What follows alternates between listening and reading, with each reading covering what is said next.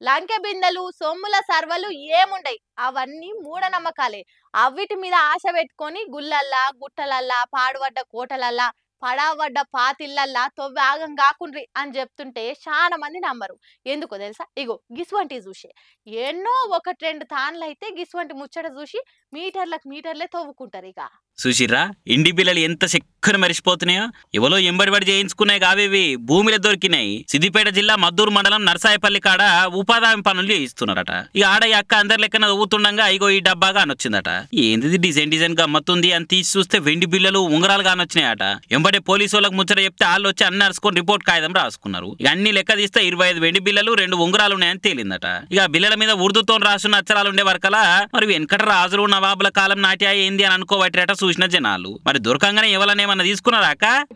Box వెళ్ళింది. ఆ box తీసుకుంటే మా అబ్బాయి చేతిలో పెడుతుంటే వాళ్ళు ఉండి చేతిలో పెట్టొద్దు నువ్వు ఉండని పక్కకు అంటే నేను అట్లే తర్వాత పని అయిపోయిన తర్వాత ఇంటికి తీసుకుని వెళ్ళినా ఆడబెట్టినా. ఇప్పుడు మళ్ళీ ఫోన్ చేస్తే తీసుకొని వచ్చిన సార్ అంతే. అది నేను అందులో ఏముంది కూడా నేను ఉంగరాలు అవి ఉన్నాయి అన్ని తీసుకొచ్చినా చూసుకోండి. ఇవి చూసి లంకె బిందెలు మనలున్న మరశంబులు అనుకుంటా గడపారాలు పట్టుకొని నరసింహ సినిమా రజనీకాంత్ రేంజ్ లో బయలుదేరు. ఏం లే పోలీసు వాళ్ళు చూస్తే లోపటేస్తారు. ఎన్నో పొలాల శిల్కలు అంటే వెనకటోళ్ళు దాచుకునే అప్పుడు ఒకటి ఇప్పుడు ఇట్లా బయటపడుతుంటాయి. గంతే లేని ఆలోచన చేయకు రాగం కాకురా. ఆడోళ్ళు పేయి మీద అద్దతులం బంగారం వేసుకుందామంటే భయపడే కాలం వచ్చింది.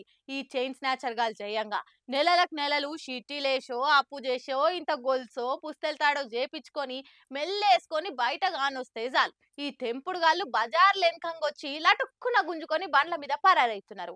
అన్నిసార్లు ఆళ్ళ టైమే కాదు, పాపం వండితే ఇగో ఇట్లా పట్టుబడతారు కూడా. రోడ్డు మీద ఈ మోతవారి మొగోడు ముఖానికి దస్తీ కట్టుకొని బండి మీద కూర్చుడు చూసిర్రా. ఆ వెనక పంటి ఇంకో ఇజ్జత్ తప్పినోడు ఆడవి మెల్లకెళ్ళి బంగారు గొలుసు తెంపుకొని ఉరికొచ్చి విని బండి ఎక్కిండు. తీరా తీతీ బండి అని పరారైతుంటే టైంకు ఈ బస్సు వచ్చి లటక్కున గుద్దే వరకు అట్లనే అడ్డం పడ్డారు. దొరికితే బొక్కల సున్నం లేకుండా పెక్కదంతారో అరే ఆజాము లగెత్తరో అని బండి అన్న ఇడిచిపెట్టి పిక్క బలం చూపించిర్రు. ఇక అప్పటికి ఆడున్న లెంబడి వారి పట్టుకోర్రా అని ఉరికి మొత్తానికి దొరికించుకున్నారు. వాళ్ళను చూసిరా మంచిగా చేను ఎత్తుకపోయి అమ్ముకొని దావత్ చేసుకుందాం అనుకున్నారు.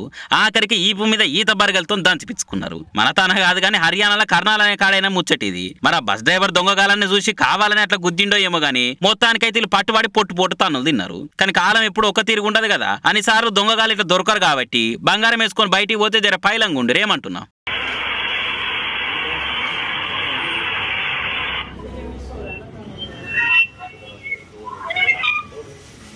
वो ये चीज है मेन यही है गया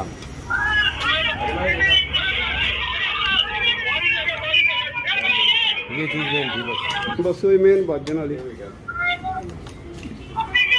संदीप ले भाई इसमें कर दो।